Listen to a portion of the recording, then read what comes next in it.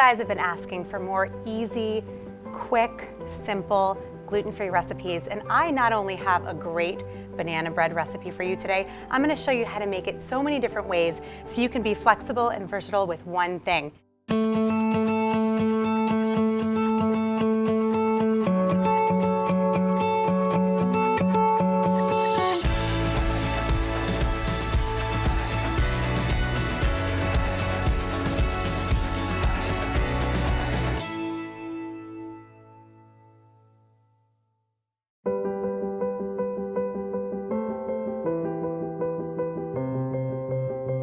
Here I have some gluten-free flour, about 1.5 cups of flour, and I've already added the baking powder and the baking soda.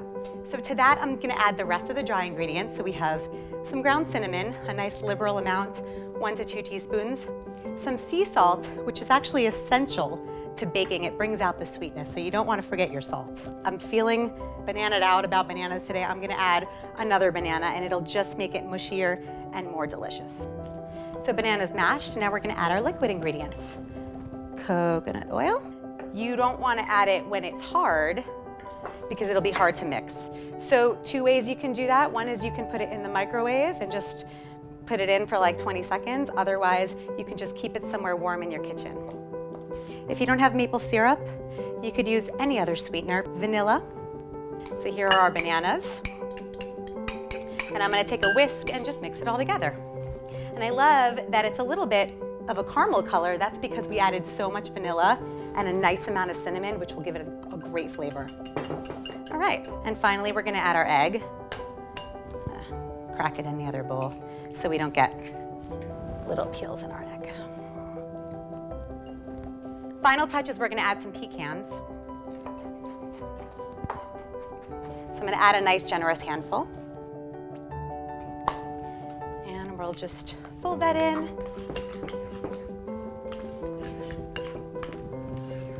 Final touch. I've got these beautiful raspberries that I found, completely unnecessary, but when we cut into the banana, you'll see it'll add a really nice color. So I'm just gonna add these for fun. And I'm kind of smashing them in so they add some color throughout. So we just have to do a gentle spray of the pan away from our face. There we go. And we're gonna just spoon this in.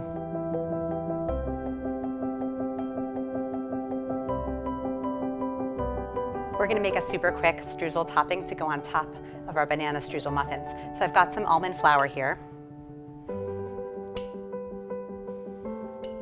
I never measure this. I will give you a recipe, I promise. But here's how I like to eyeball it.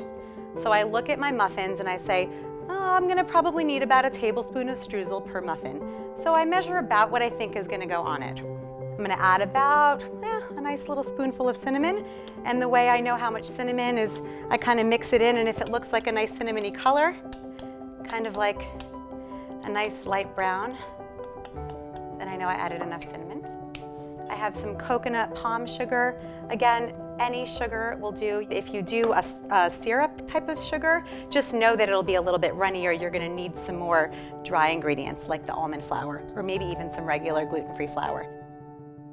And I'm only gonna add enough coconut oil, and again, it's in liquid form, so that you can pour it, and I'm only gonna add enough to make it look like a streusel. So I just start going, and it's coming together. See how it's like a little crumbly? I'm gonna add a little bit more, a little bit more. It's a little dangerous. If you add too much, it's gonna be watery.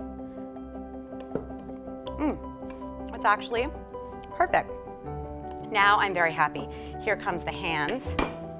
Certain things in a recipe are essential, and some of them are kind of suggested. So the one really important thing about any kind of muffin or bread, but especially this one, is to not over bake it. So you're gonna wanna probably put these muffins in the oven for about 20 minutes, but if you have a hot oven, it might be less time. And just a little sprinkle of crunch. And you can double hand this. Very imperfect. And we are ready to go into the oven. Raspberry banana streusel muffins ready to go.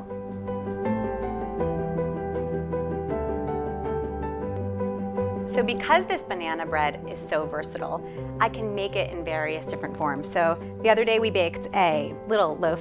It's a little glistening in the middle, and that's how you know that your bread is done, because it's not super hard and glazed over at the top. Here's how I do it. Take a big plate, and then just flip.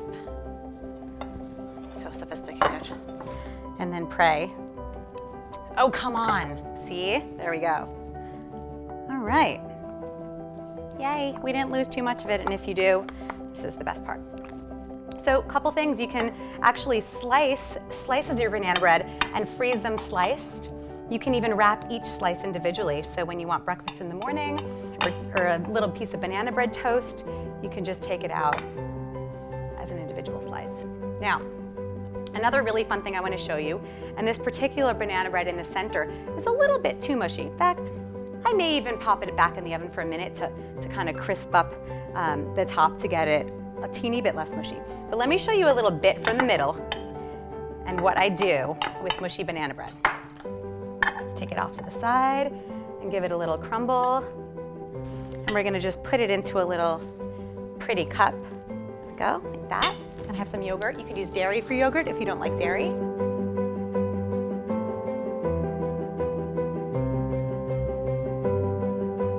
All right, I'm gonna have to have a bite. I can't control myself.